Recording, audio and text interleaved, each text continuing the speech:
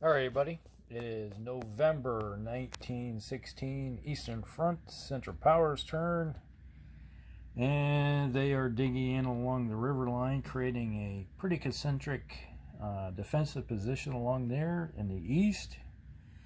They basically contracted down to face off and dig in to give themselves some time with the winter, due to the fact that it's going to take these guys a little bit of time and it's slowing everybody down. There was a little bit of conflict around here. There was the Russian cav that was here and here, and they were attacked. The Germans did pull a couple of units out of the line here and moved them into the attack. They did take this crossroad right here and basically now have a solid front, except for this little area over here, which isn't covered yet, which I imagine in the future there will be some resupply along that river there to give themselves a good defense on the riverfront. Attacking across the river is not much fun. The Germans learned that the hard way when there was the defense of St. Petersburg over here. Okay, now they moved up some troops. The one demoralized troop got on the rail, moved itself over here to Krakow to resupply and refurbish itself. There is some German units there. There was a little bit of conflict in Austria-Hungary, mostly due to the fact that the Germans realize that their line is collapsing and they have to, before they get cut off, because the Germans, if they lose this crossroads right here, there would be cut off. So they are pulled back. There was the Romanian cavalry that was there. They got ran over by this German army group right here and here. Basically obliterated them without even a blink of an eye. They're about ready to lose this crossroad over here. So, because the Italians are slowly creeping in over here, slogging their way through the territory. That is pretty much it. That was the only conflict, really, was those two battles. 3 battles, I guess, right there, and one right there. And then they moved what little they could afford, some resupply. Reinforcements came in over here, moved in. One moved into Paris via rail, and some more over here. So they are trying to put something up to slow down the Americans, which are rampaging now. There's not much to slow them down. So that's pretty much it for the Central Powers turn in November. We're going to be moving on to the Allied Powers turn and see what happens. The weather, being it's snowy, is slowing everybody down a wee bit. All right, we'll be back. Hey everybody, it is November 1916, Allies turn, Eastern Front. As you can see here, the Russians have moved up onto the line, looking for a way through, and it seems to be that it's all closed off right here. Same right here, they're digging in here. Winter is kind of slowing things down a little bit for everybody moving pretty fast. Over here we have the British have found the corner, got around cutting things off a little bit, so it may be interesting what's going to happen right there. Russians did move up, continually building their line over here, but there is a gap right here, but that's swamp. Pretty much impassable for any army to go through there and try to find any type of supply, so you're stuck going down this route or going down this route, going around the big swamp. So this is kind of like an area that you don't worry too much about defending. Now, over here, the bloodbath. The British red color is pretty much what their uniforms are looking like right now. You remember there was 3 German army groups right here, and well, looky here.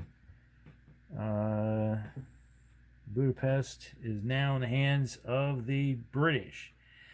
The British Cav and that one army group came up here and hammered the Austrians in Budapest, took some casualties. They lost a couple corps in the process of taking it, so they've been weakened.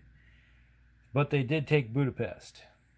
And all they have left to do is head over here to Vienna, the capital. So the Austrians are having problems. Now, there was a big battle.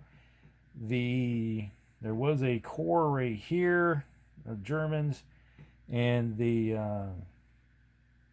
Romanians and the British attacked it.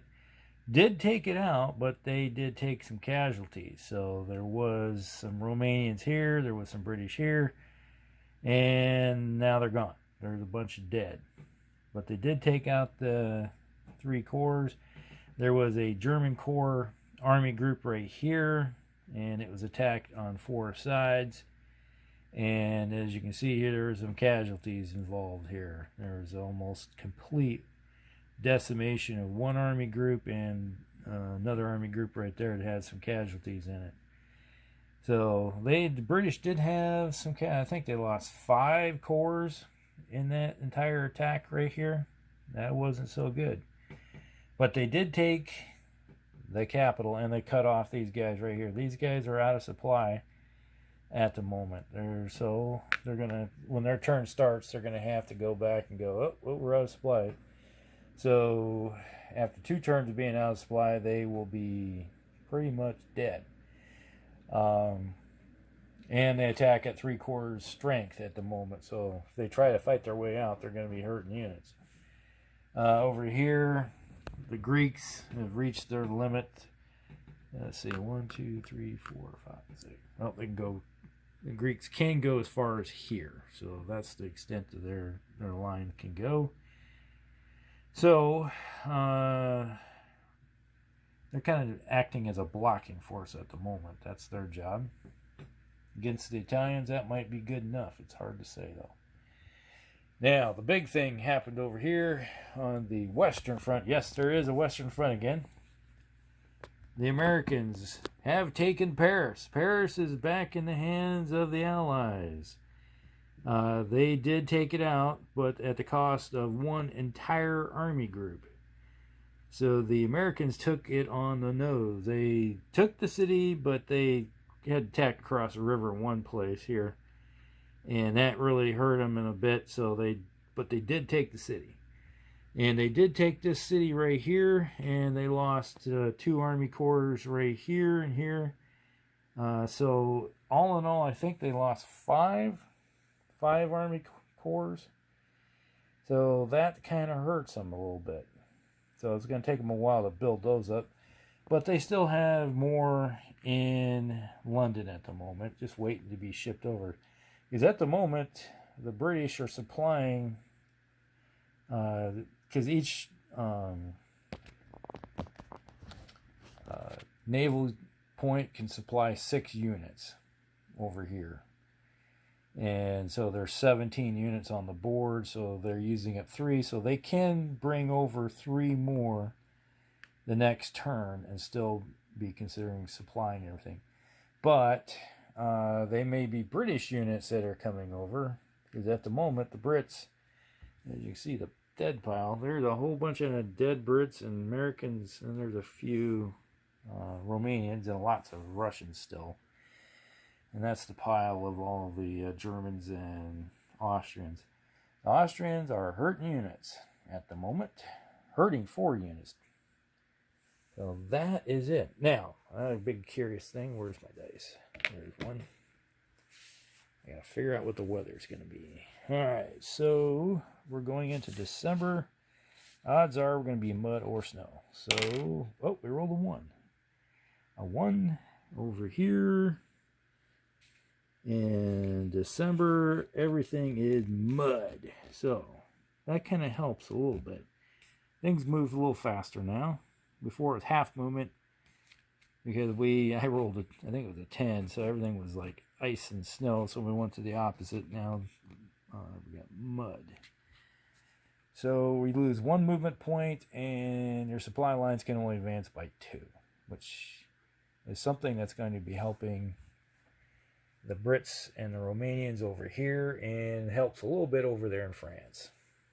Not too much, because the Americans have really short supply lines at the moment, and there's lots of rail networks.